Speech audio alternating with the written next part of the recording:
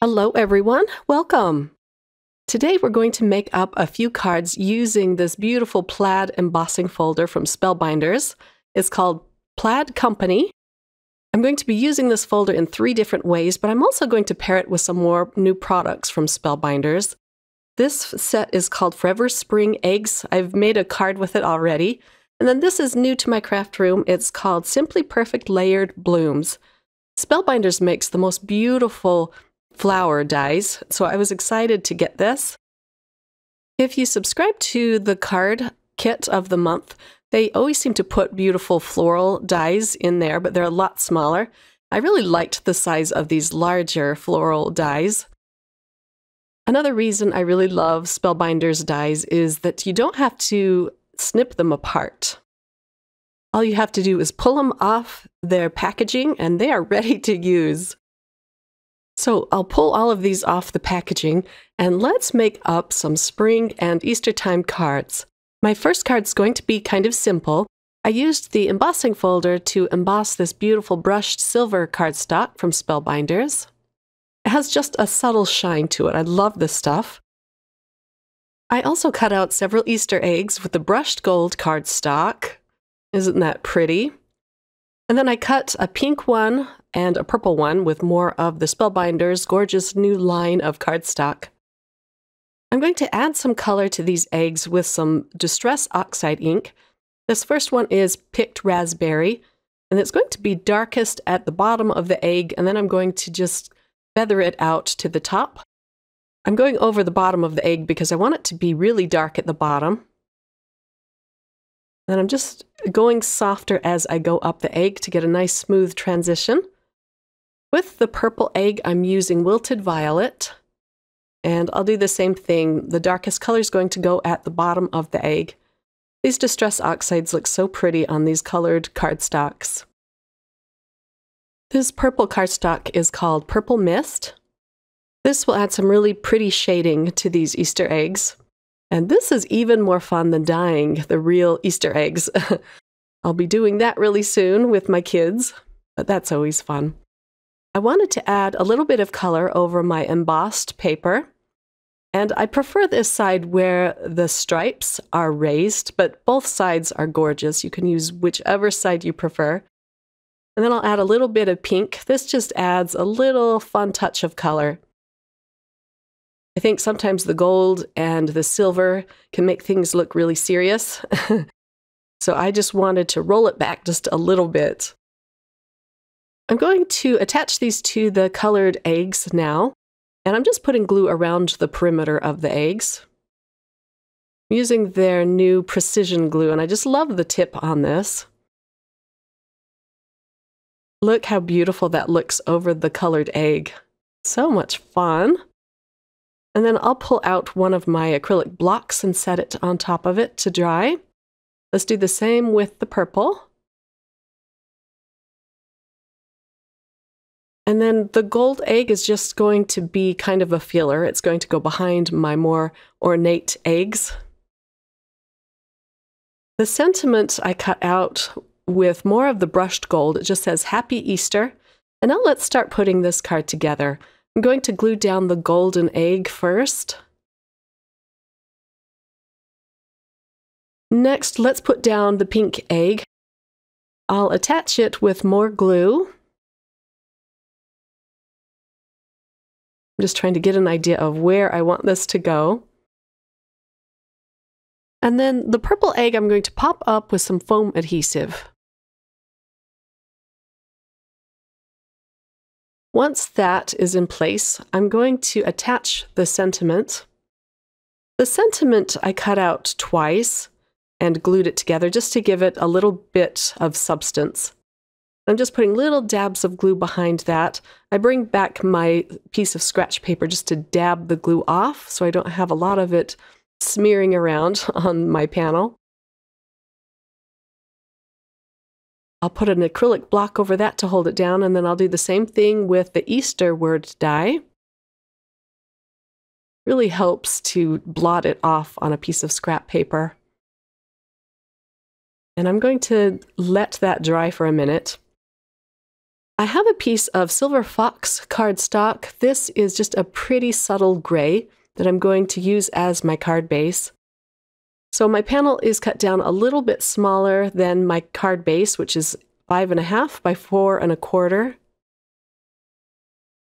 And then I decide it needs just something more. So I'm going to add a piece of white ribbon and a bow along the bottom of this panel. So I was able to pull up my purple Easter egg to put the bow under it. And I'm going to cut a micro dot in half with my scissors and pick it up with my all-in-one tool just to attach it to the edges of the card. And I can just press that into place. I'll put one under the knot on the bow. And then on the left side of the card. So it's just easy to snip these in half if you just need a little bit of glue. And I like that these are instant adhesive. You don't have to wait for the glue on the metallic cardstock and the ribbon. It could take forever. Now I can trim off the ribbon. And our card is almost done. I'm going to attach a few gems around this panel in cute Easter colors. It just takes a little dab of glue to adhere these down strongly. And that's all there is to this card, kind of simple. But I really love the Plaid embossing folder. They have several others in the shop too. I'll link to them below. The Plaid is definitely my favorite out of the set. This time of year, there's a lot of beautiful Easter and springtime plaid pattern paper, and it's kind of fun to be able to make your own. Okay, for card number 2, we're going to first cut a rectangle out of this piece of Snowdrift white cardstock. This is a hem stitch die set. I keep this out on the side of my desk because I use it so often. Where we're going to cut out a panel before we do the embossing so we don't smash the embossing. Now I can just put this in the Plaid embossing folder. And I want to line it up so that it's perfectly straight. And I can just run it through my embossing machine. And here it is, all embossed. Isn't that beautiful? So we're going to create a little window. While I'm doing this, I'm going to go ahead and emboss several Easter eggs. These are going to be for card number 3, but it gives you a really fun look to put plaid embossing on these little eggs. Now for some more die cutting, I'm going to use some green cardstock. The darker green is called Rainforest, and the lighter one is Peridot. I keep all of my cardstocks lately in little folders with the labels on it so that I know what I'm using. I also put any little scraps I have left over back inside the folder so I don't waste any. I'm going to use 2 colors of pink and 2 colors of purple and cut out some of the larger flowers. I did all of my die cutting off screen. We were watching a family movie and I just sat at the little table and did all my die cutting. It was kind of fun to do. And I propped up my white plaid piece with a layer of foam adhesive. And then I'm going to start layering these flowers. I love the dark pink over the light pink, and they layer up beautifully and easily. So there is the first flower. This is going to be the centerpiece flower. I cut a few of the leaves off of this die cut just so it would look more like a stem. So I'm going to use this as the stem for my flower.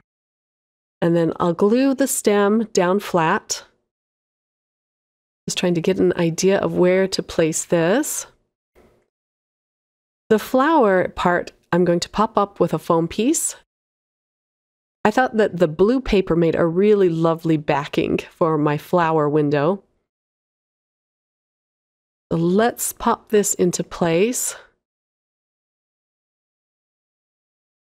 I also cut out the centers of these flowers with brushed gold. This will add just a little bit of shine to the card. Let's put one of the centers down. And then I'm going to add more flowers on the border of this card. I cut these leaves out with more brushed gold. So let's glue these down first, and then we'll build up from there. In this die set, there's also just a single leaf die. I cut a few of those out with the rainforest cardstock and put brushed gold vein inside it. I'll adhere both of those down, and then I'm just going to glue the actual blossoms down flat as well. They have a lot of dimension with all of the layers going on. So let's put our purple one down first. And then I'm going to overlap the pink one on top. You can see my Spellbinders diamond at the top left corner. I like to store all of my dies on that. That way I don't lose any of them. They just are very secure on that little magnet. The Hello Spring sentiment I cut out with more brushed gold, and those dies are from the large die of the month for March. And now I can attach this to a white card base. The last thing I'm going to do is attach some diamond gemstones around the flower. The white frame, you can of course just keep that plain white, but it does look especially nice with the plaid embossing on it. It just adds a cute touch to your cards. And here is a close-up look. Trying to turn it so you can see the brushed gold cardstock. So it's very different from mirror gold cardstock. It's not as bright, but it just adds a simple touch of gold. And now on to the 3 Easter eggs I'm going to be using on card number 3. I'm going to accentuate the embossed stripes with a little bit of Distress Oxide ink. So this card has pops of navy in it. This navy cardstock is called Cosmic Sky, and it's beautiful. It's just a light navy. It's not really deep. So the first stripe is going to be kind of a navy color using the chipped sapphire. I'll reuse these Post-it note papers and ink blend over another stripe. I kind of turned the Post-it note papers so that it's the clean side. I don't want to get chipped sapphire into my spun sugar. And I'll just go right over the next stripe. You could add stripes like this on a complete card panel, and I think that would look just gorgeous. But it's really fast to do when you just have a small piece of the embossed plaid on the egg. And then I'm going to add a stripe of the purple. This one is called Shaded Lilac. And you could just keep going, but I just wanted a few stripes on this. Most of this egg is going to be covered up with flowers. But I decided to do one more stripe at the very top of this egg, but isn't that pretty? So let's reuse the paper one more time.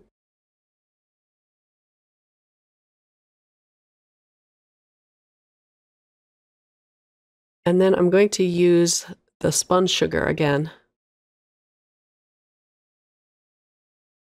Okay, let's start putting this card together. I'm using the hem stitch dies again on this card, and I cut out the little holes around this panel. This panel is made from glacier blue cardstock, just a very subtle blue. And I'm going to glue my pink and my purple egg down flat. I want to glue them down within the hem stitching on the edges. This just frames it really nicely. And then the white plaid striped Easter egg, I popped up with more foam tape. That goes right in the center.